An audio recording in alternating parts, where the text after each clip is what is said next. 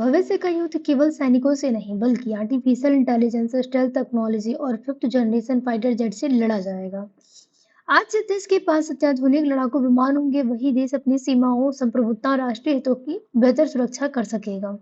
हाल ही में रूस के राष्ट्रपति पुतिन ने भारत को SU-57 स्टेल्थ फाइटर जेट्स के संयुक्त विकास और तकनीकी हस्तांतरण का प्रस्ताव दिया है। पहली नजर में यह केवल एक रक्षा सौदा लगता है, लेकिन वास्तव में यह भारत रूस संबंध, चीन की बढ़ती सैन्य शक्ति, भारत की रणनीतिक स्वायत्तता और आत्मनिर्भर भारत जैसे कई महत्वपूर्ण मुद्दों से जुड़ा हुआ है।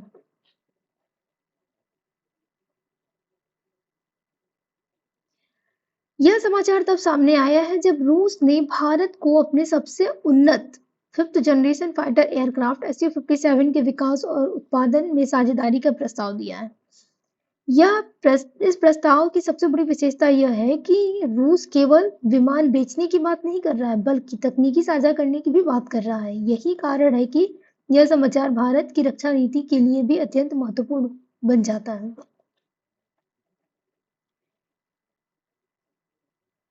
अगर बात करें SU-57 की तो प्रश्न उठता है कि SU-57 आखिर है क्या। SU-57 रूस का पहला fifth generation stealth fighter aircraft है।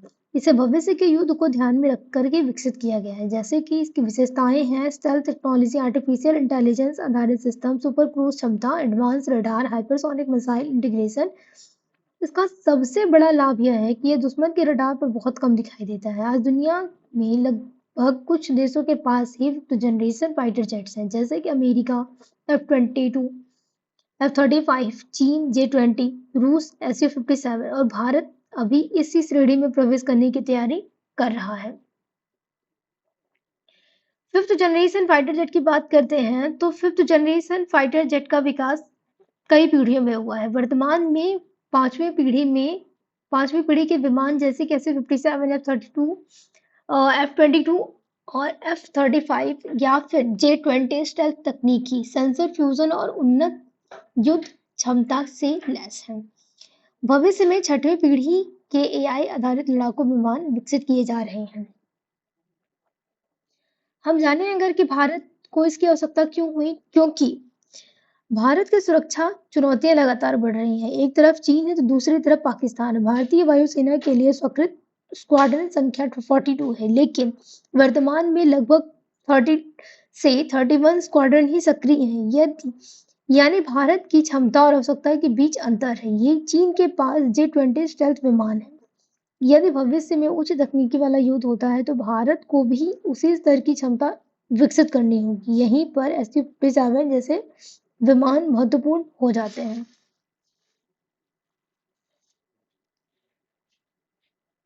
अब बात करें अगर FGFA परियोजना की तो FGFA परियोजना क्या है। FGFA परियोजना यानी कि फिफ्थ जनरेशन फाइटर एयरक्राफ्ट। कई लोग को जानकर यह आश्चर्य होगा कि भारत पहले भी SU-57 से जुड़ी परियोजना का हिस्सा रह चुका है। इस परियोजना का नाम था FGFA यानी कि fifth generation fighter aircraft. Bharat और रूस मिलकर के भविष्य का लड़ाकू विमान विकसित करना चाहते थे, लेकिन भारत ने कुछ कारणों से इस परियोजना से दूरी बना ली, जैसे कि अधिक लागत, इंजन संबंधी समस्याएं, स्टेल्थ क्षमता को लेकर के चिंता। अब रूस नए प्रस्ताव के साथ भारत को पुनः जोड़ना चाहता है। हम बात करें अगर भारत और रूस के संबंधों की तो भारत रूस का रक्षा संबंध या फिर रक्षा सहयोग नया नहीं है। यह 1960 के दशक से दोनों देशों के बीच गहरे संबंध रहे हैं। भारत की वायुसेना के कई प्रमुख प्लेटफॉर्म इसी रूसी मूल के हैं, जैसे कि MiG-21, MiG-29, सुखोई 30 MKI। इसके अलावा T-90 tank, S-400 air defence system, INS Vikramaditya, BrahMos missile भी दोनों देशों के सहयोगों का परिणाम है। यही कारण है कि रूस आज भी भारत का सबसे महत्वपूर्ण रक्षा साझेदार माना जाता है।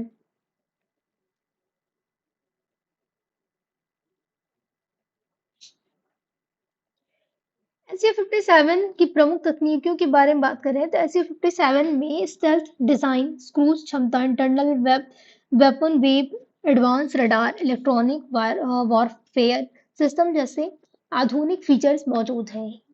ये इसे आधुनिक युद्ध क्षेत्र में अधिक प्रभावी बनाते हैं।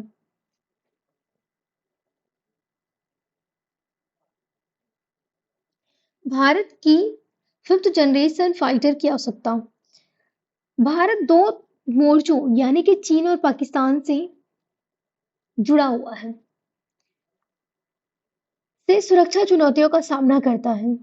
ऐसे में एयर डोमिनेंस, रणनीतिक प्रतिरोध और लंबी दूरी तक हमला करने की क्षमता के लिए पांचवें पीढ़ी के लड़ाकू विमान महत्वपूर्ण हो जाते हैं। हम बात करें अगर टेक्नोलॉजी ट्रांसफर की, तो तो रूस सिर्फ विमान खरीदना की बात नहीं कर रहा है, उसकी तकनीकी प्राप्त करना, मतलब तकनीकी देने की बात कर रहा है। सिर्फ विमान खरीदना और उसकी तकनीकी प्राप्त करना दोनों में बहुत अंतर है। यदि केवल विमान खरीदा गया तो हम लोग सिर्फ उपयोगकर्ता मतलब रहेंगे, लेकिन अगर तकनीकी प्राप्त करेंगे तो निर्माता भी बन सकते हैं। टेक्नोलॉजी ट्रांसफर से मेक इन इंडिया को बढ़ावा मिलेगा, रोजगार बढ़ेगा, घरेलू उद्योग मजबूत होंगे, रक्षा निर्यात बढ़ेगा। यही आत्मनिर्भर भारत का वास्तविक रूप है।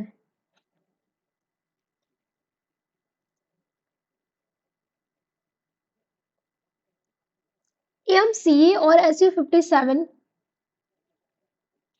अगर हम बात करें एमसीए, भारत का स्वदेशी पांचवी पीढ़ी का फाइटर जेट प्रोजेक्ट है, जैसे डीआरडीओ और एडीए विकसित कर रहे हैं। SU-57 भारत के लिए एक अंतरिम समाधान साबित हो सकता है और एमसीए के विकास तक क्षमता अंतर को भर सकता है। साथ ही इसे इससे तकनीकी अनुभव भी प्राप्त हो सकता है।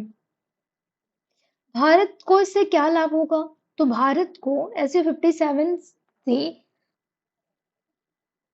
SU-57 के प्रस्ताव से उन्नत तकनीकी, रक्षा निर्माण, रोजगार, वायुसेना की क्षमता में वृद्धि, चीन के विरुद्ध सामरिक संतुलन और रक्षा आत्मनिर्भरता जैसे कई लाभ मिल सकते हैं।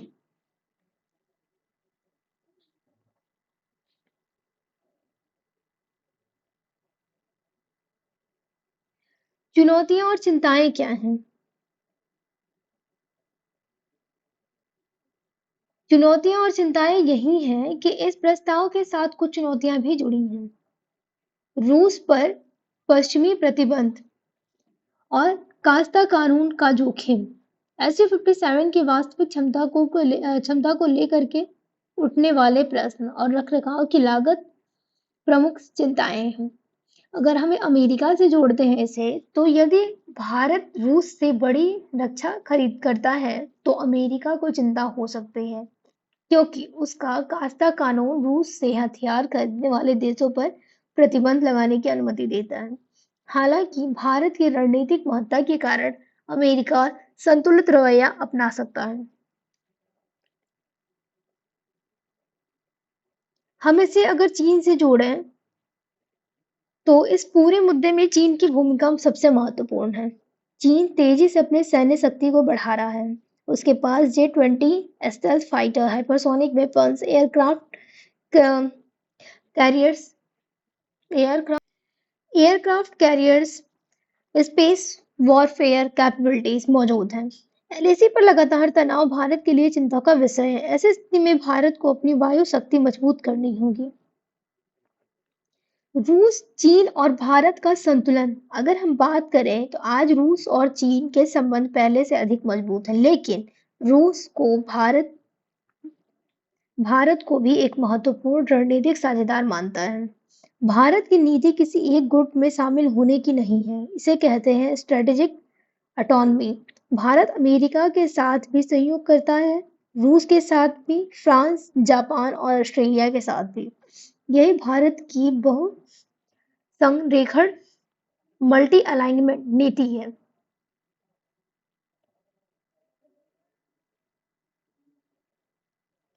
भारत के विदेश नीतियों से संबंध।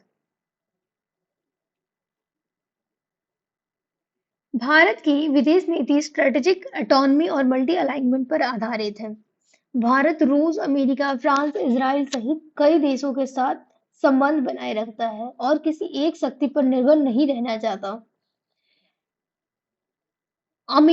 यह डील अमेरिका को यह संदेश देती है कि भारत अपनी रणनीतिक स्वतंत्रता बनाए रखना चाहता है और रक्षा खरीद के निर्णय अपने राष्ट्रीय हितों को ध्यान में रखकर ही लेता है। अमेरिका से क्या दृष्टिकोण है? अगर हम अमेरिका की बात करें तो अमेरिका भारत को इंडो पैसिफिक क्षेत्र में महत्वपूर्ण साझेदार मानता है, लेकिन रूस से भारत की रक्षा साझेदारी और तकनीकी निर्भरता अमेरिका के लिए चिंता का विषय हो सकती है।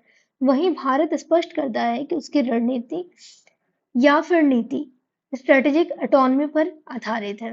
यदि SU-57 का सौदा बढ़ता है तो अमेरिका भारत रक्षा सहयोग में कुछ तनाव आ सकते हैं। हालांकि चीन को संतुलित करने की साझा रणनीति के कारण दोनों देशों के संबंध पूरी तरह से प्रभावित होने की संभावना कम है।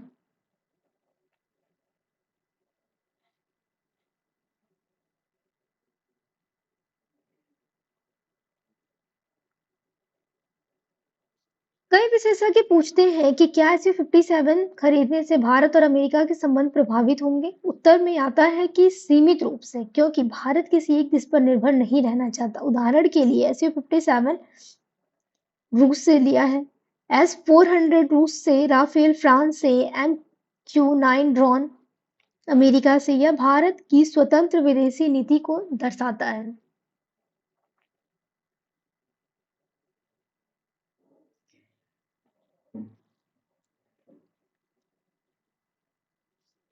SU-57 केवल एक लड़ाकू विमान नहीं है, यह भारत की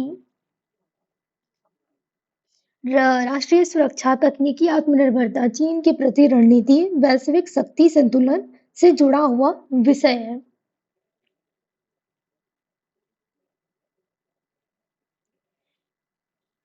भारत को ऐसा निर्णय लेना होगा जो केवल वर्तमान नहीं बल्कि 30-40 वर्षों की सुरक्षा आवश्यकताओं को ध्यान में रखकर लिया जाए। आने वाले समय में भारत का निर्णय उसकी रक्षा और विदेश नीति दोनों के लिए महत्वपूर्ण साबित हो सकता है।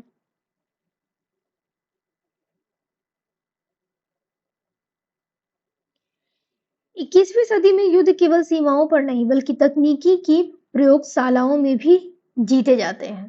जो देश रक्षा तकनीकी में आत्मनिर्भर होगा वही देश राजनीति में सम्मान और प्रभाव दोनों प्राप्त करेगा। और शायद यही कारण है कि भारत आज केवल हथियार खरीदने की नहीं बल्कि भविष्य की रक्षा तकनीकी बनाने की दिशा में आगे बढ़ रहा है। धन्यवाद।